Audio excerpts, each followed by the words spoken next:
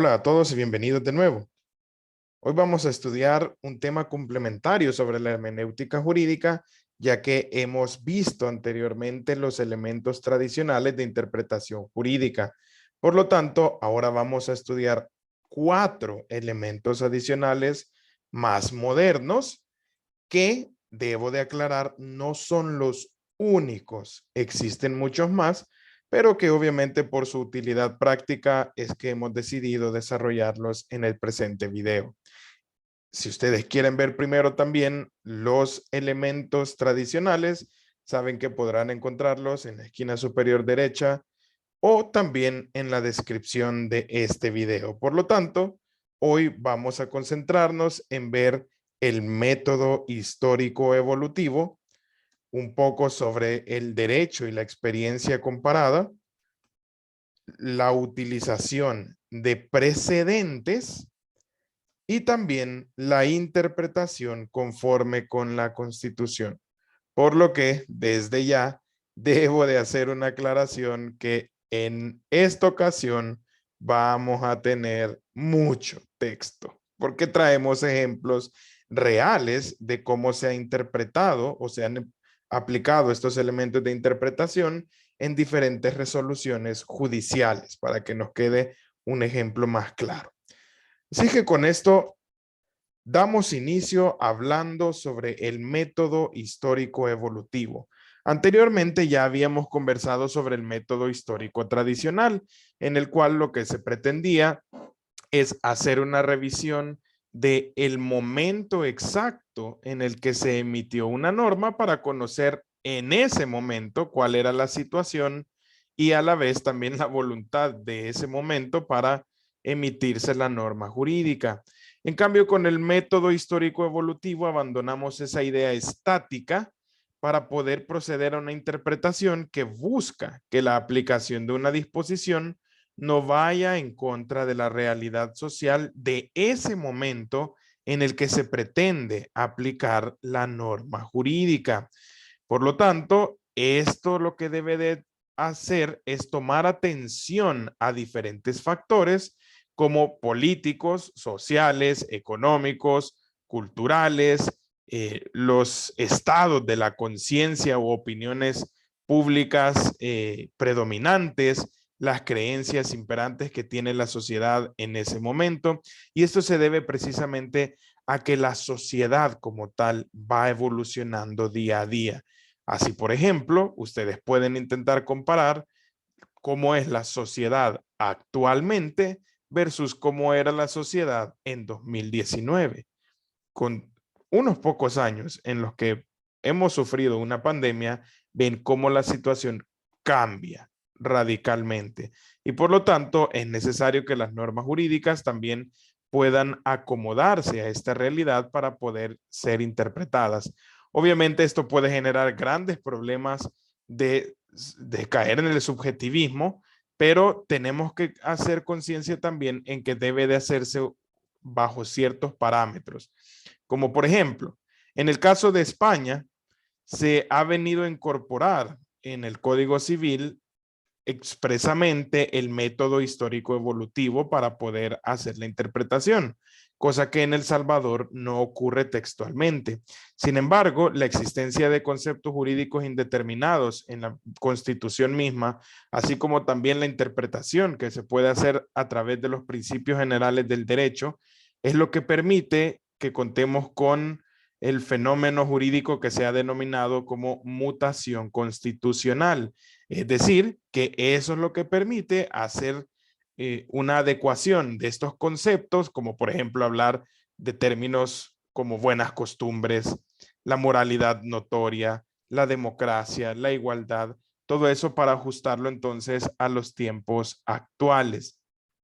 Y por supuesto, considerando entonces en todo esto que siempre debe de respetarse los parámetros que la Constitución misma da para hacer esta interpretación. Es decir, el método histórico evolutivo surge pues precisamente gracias a la habilitación constitucional, pero también limita esa interpretación. Por lo tanto, no hay potestades absolutas para hacer esa interpretación.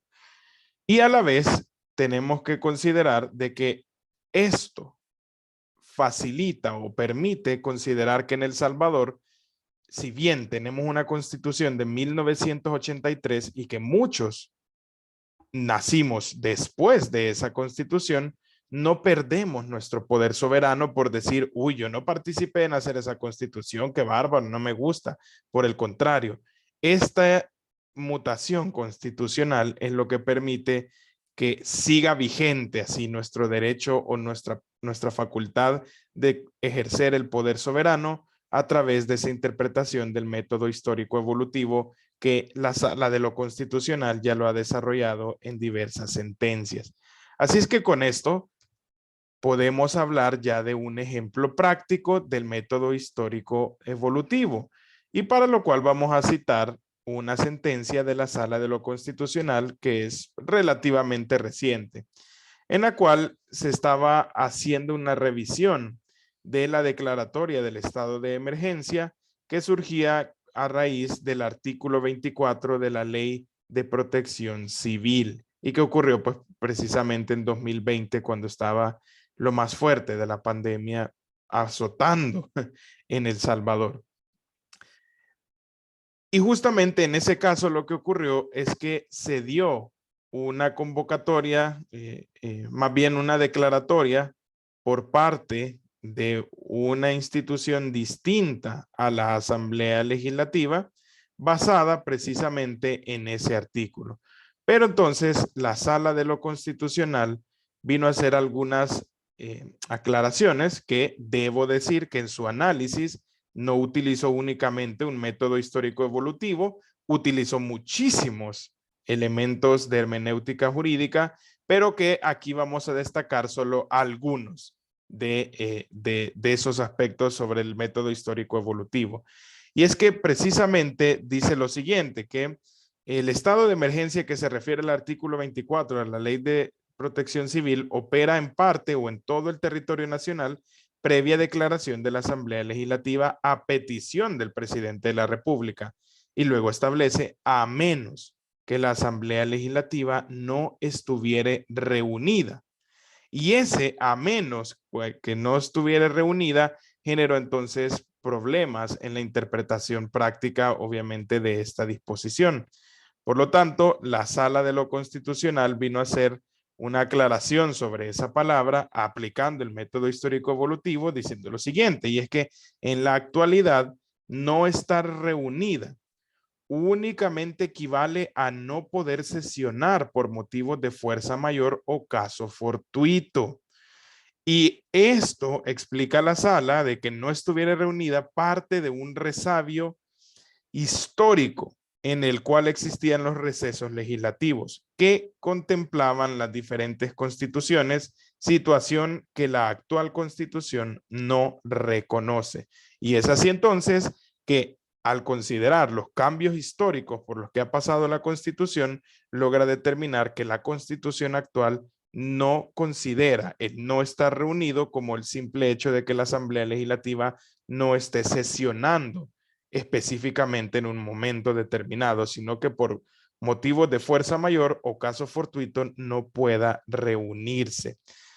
¿Por qué se debe esto? Pues precisamente porque con las constituciones anteriores que se emitieron antes de 1983, digamos que la infraestructura del Salvador no era la misma que ustedes conocerán hoy en día, ni tampoco teníamos los mismos medios de transporte. Entonces, por ejemplo, imagínense ustedes un diputado de la Unión o un diputado viniendo de San Miguel o de Santa Ana, preparando ahí su carreta con caballos para venir en unos 4 o 5 días a la capital a poder tener a estar en esta reunión del Pleno Legislativo. Obviamente eso ya no ocurre y por lo tanto es que esa evolución histórica es lo que llevó a precisamente ya no considerar elementos como los recesos legislativos y por lo tanto el hecho de no estar reunido implica el que por motivos de fuerza mayor o caso fortuito no pueda sesionar la Asamblea Legislativa. Entonces vemos aquí la aplicación práctica de este método histórico evolutivo de interpretación. Pasamos entonces a hablar sobre el derecho y experiencia jurídica comparados. Y es que esto básicamente lo que nos indica es que cuando hay una semejanza entre cuerpos normativos de un país y a la vez de otro país, entonces la interpretación que se le ha dado a ese país se usa en el precepto similar del otro país, como por ejemplo en este caso del nuestro. Entonces, para que lo entendamos más fácil, podemos decir de que en X país ya se cuenta con una norma jurídica determinada que ya ha sido debidamente interpretada y que en El Salvador todavía no hay como una interpretación sobre un aspecto específico que otro país ya desarrolló y aún así la norma de El Salvador es parecida, entonces se puede aplicar esa interpretación. Como vemos, entonces lo que se aplica en sí no es el derecho comparado como tal, aunque es el término más comúnmente usado, sino la experiencia que ha tenido ese país en la aplicación e interpretación de su derecho. En nuestro caso de El Salvador es muy común que podamos utilizar este tipo de interpretación al analizar la legislación chilena y colombiana frente a nuestro Código Civil, porque tienen bastante similitud. Asimismo, de poder utilizar la interpretación que España ha dado en su constitución para aplicarla también a la interpretación de nuestra constitución de la República. Entonces, lo importante es aquí que ambas disposiciones o legislaciones se parezcan, sean similares y que por lo tanto esa interpretación del país internacional, o sea, diferente al nuestro, sea aplicable obviamente a la disposición nacional. Como ejemplo, podemos ofrecer también algo que dijo la Sala de lo Constitucional en la misma sentencia que ya habíamos mencionado anteriormente. Y habla entonces aquí de la adopción de un régimen de excepción por parte de la Asamblea Legislativa o del Consejo de Ministros, que la Sala argumenta que esta adopción del régimen de excepción no puede suponer en ninguna circunstancia una habilitación en blanco para que los destinatarios del decreto legislativo o ejecutivo respectivo puedan realizar cualquier curso de acción bajo márgenes de excesiva discrecionalidad, que de manera tal que, aunque debe permitir que se provean respuestas prontas y eficaces, obviamente porque esto lo estaba diciendo en el marco de la pandemia, también debe velar porque el ejercicio del poder conferido no devenga en arbitrariedades o en un marco decisional que no otorgue seguridad jurídica a las personas. O sea, en otras palabras, de que no haya abuso de poder y que no se irrespeten los derechos fundamentales en este proceso de la adopción del régimen de excepción. Y ahí cita como ejemplo a España, la Ley Orgánica 4/1981 de los estados de alarma, excepción y sitio que tiene España desde 1981. Y precisamente continúa en esa sentencia explicando que ha llegado a esa conclusión que acabamos de leer gracias a la interpretación que a esa ley orgánica se le ha dado en España, que es similar entonces a el caso de El Salvador en la regulación del régimen de excepción, pero que ha sido todavía más precisa y que ya tiene mayor aplicación, más bien ya tienen experiencia en la aplicación de esto en ese país. Por lo tanto, aprovechó la sala esa experiencia del derecho comparado para aplicarla también en El Salvador y llegar a esa conclusión, siendo ese un claro ejemplo de interpretación por derecho y experiencia comparados.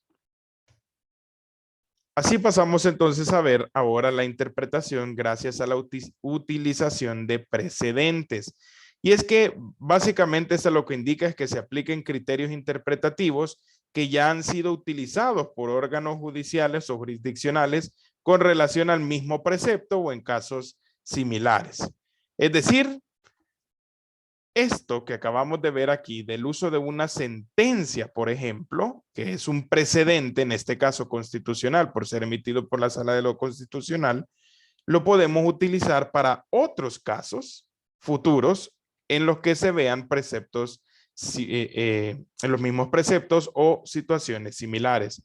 Por lo tanto, el precedente puede ser vertical, horizontal o un autoprecedente. ¿En qué consiste cada uno de ellos? Pues el precedente vertical es aquel en el que se ocupa jurisprudencia o sentencias, por ejemplo, las decisiones judiciales de estos órganos jurisdiccionales superiores del que está tomando la decisión. Ojo, y aquí me refiero no solamente a que el mismo órgano jurisdiccional puede utilizar una decisión judicial, sino que también las personas como solicitantes, como demandantes, como demandados en su intervención en el proceso, pueden hacer esas interpretaciones para que el juez las valore y así obviamente aplica la misma terminología.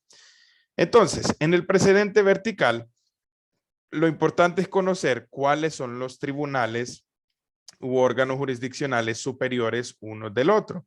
¿Qué lo determina? Pues la ley. En términos bien prácticos, pero obviamente no se puede decir que esto es así en todos los casos, pero por lo menos para que tengan una noción, es que podemos hablar de que hay tribunales o jueces de primera instancia, luego tenemos jueces de segunda instancia, que generalmente en El Salvador los conocemos como cámaras, y luego tenemos ya no una tercera instancia, sino que más como una especie de revisión en donde ya entran las salas, que son prácticamente los tribunales de mayor jerarquía, que vienen a hacer estas últimas revisiones de las sentencias o decisiones judiciales. Obviamente, dependiendo de las materias, hay diferentes jerarquías también entre estos, pero eso ya se sale del ámbito de análisis que estamos desarrollando acá. Por lo tanto, lo importante es considerar que el precedente vertical es cuando se ocupa la jurisprudencia de estos órganos jurisdiccionales superiores a aquel que está tomando la decisión. Por lo tanto, se viene a fundamentar esto en los principios de seguridad jurídica e igualdad, porque si tenemos casos similares, lo ideal es entonces que se le pueda dar soluciones similares. Y esto a la vez da seguridad jurídica, da esa certeza de cómo va a ser el derecho aplicable a los casos en específico. Veamos entonces este ejemplo de una sentencia de la Cámara Tercera de lo Penal de la primera sección del centro. En este caso, la Cámara, que como dijimos viene a ser una segunda instancia, dice lo siguiente: como sostiene la sentencia de inconstitucionalidad de referencia 380-2003 y acumulada pronunciada por la Sala de lo Constitucional de la Corte Suprema de Justicia, dice, la irretroactividad de las leyes no es un derecho fundamental, es más bien un principio. Entonces, luego de hacer todo esto acá, ya presenta el análisis que ya hizo previamente la Sala de lo Constitucional, que en este caso la Sala de lo Constitucional sería un órgano jurisdiccional superior que la Cámara Tercera de lo Penal. Por lo tanto, vemos aquí claramente que la Cámara ha utilizado un precedente vertical para interpretar una norma jurídica que tiene en este caso relación con la retroactividad de las leyes penales. Esto también, si ustedes quieren recordar un poco sobre qué es la retroactividad, tenemos ya un video que hemos desarrollado este tema con mayor detalle, que se los dejo en la esquina superior derecha para que puedan también revisarlo si lo desean. En cuanto al precedente horizontal, se ocupa la jurisprudencia de órganos jurisdiccionales de la misma jerarquía del que adopta la decisión. Por lo tanto, estamos hablando de que por eso es que están en esta forma horizontal. De manera que lo que procura es que se genere una justicia uniforme. Y esto lo podemos ver en el siguiente ejemplo.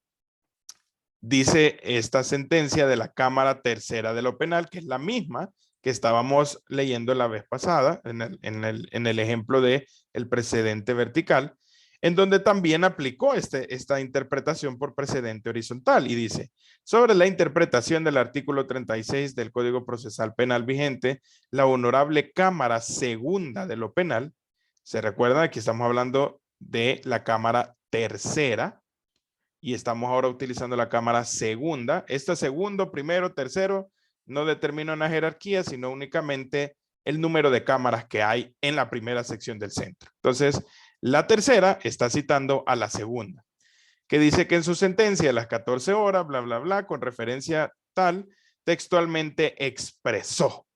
Y luego vino entonces a hacer todo un análisis, que si ustedes se fijan, es bien curioso porque aquí cita a la Cámara haciendo un análisis de interpretación gramatical y luego también viene a complementarlo con otros tipos de interpretaciones como la teleológica. Entonces, esta interpretación que ya hizo la Cámara Segunda, la utiliza la Cámara Tercera, siendo ambas de la misma posición jerárquica para poderle dar una solución al caso concreto que se desarrolla. Y por último, en cuanto a los precedentes, tenemos el denominado autoprecedente, autoprecedente, que básicamente es que se utiliza la jurisprudencia que procede del mismo órgano que adopta la decisión. Es como que yo me dije a mí mismo, decí esto. Por lo tanto, esto viene a fundamentarse en los principios de igualdad, seguridad jurídica y también el principio que se conoce, lo voy a leer despacio porque hasta a mí me cuesta, como universalizabilidad. Un poco complejo, ¿verdad? Pero básicamente es que este principio de universalizabilidad se considera esencial en el razonamiento práctico y es que permite que los jueces pues puedan fundamentar sus decisiones judiciales adecuadamente, como haciendo una proyección de decir, bueno, si yo tengo diferentes interpretaciones que puedo hacer, yo voy a optar por una interpretación que yo me siento seguro de volver a utilizar en el futuro. Y eso es como a lo que hace referencia este principio, de que por lo tanto el juez va a ser coherente consigo mismo y por lo tanto adoptar la mejor interpretación posible. Por eso es que puede citarse a sí mismo como un autoprecedente para llegar a una solución.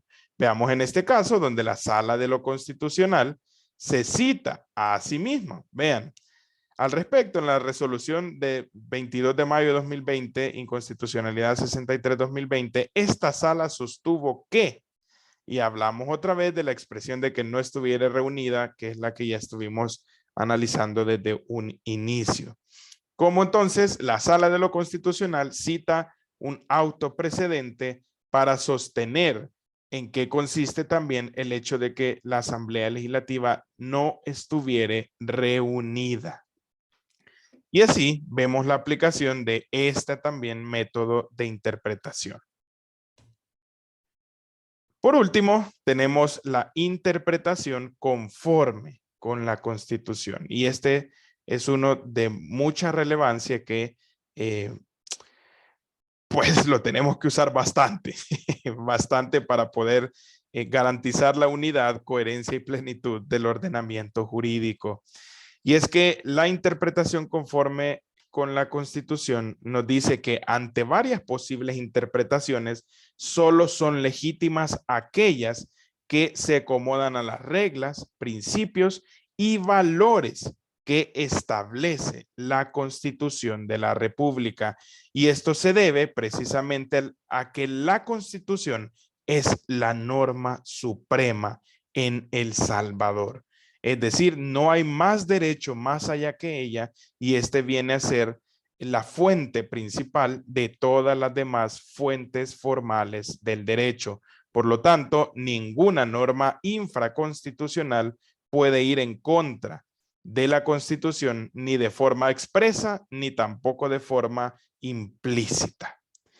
Por lo tanto, se le considera que es una aplicación específica del elemento sistemático de interpretación. porque estamos verificando precisamente de que todo sea acorde con la Constitución de la República.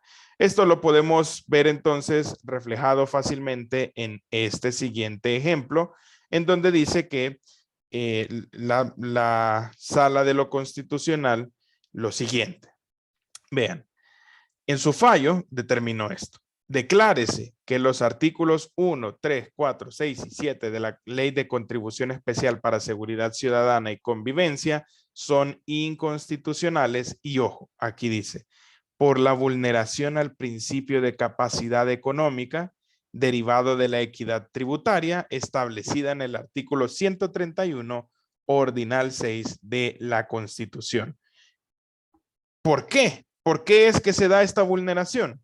Y dice, la razón es que según sus hechos generadores, si ustedes se recuerdan, jóvenes, la ley de contribución especial es la que se cobraba por cada compra que nosotros hacíamos, por ejemplo, de saldo para hacer una llamada, de internet, de un aparato electrónico que pudiera utilizar internet o permitir las telecomunicaciones, etcétera. Se utilizaba entonces, se cobraba ahí un impuesto para poder financiar la seguridad ciudadana. Entonces la sala dijo que ese hecho generador de comprar, por ejemplo, o contratar ese servicio de internet, el tributo creado en la referida ley es un impuesto y no una contribución especial que grava las mismas manifestaciones de riqueza que ya se encuentran gravadas por la ley del impuesto a la transferencia de bienes muebles y a la prestación de servicios, que es lo que conocemos como la ley del IVA.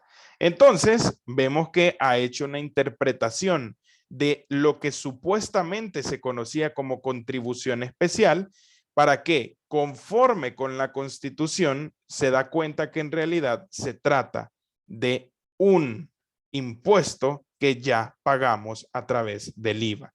Y por lo tanto, no es legítima cualquier interpretación que pudiera darle validez a esa contribución, entre comillas, contribución especial, que es un impuesto, porque va en contra de los principios de capacidad económica y obviamente también de equidad tributaria de la Constitución de la República.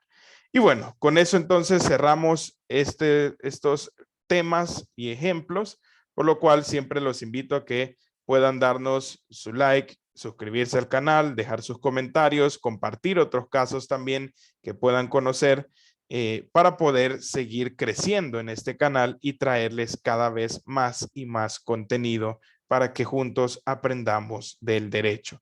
Así es que con esto me despido. Gracias y nos vemos en otra ocasión.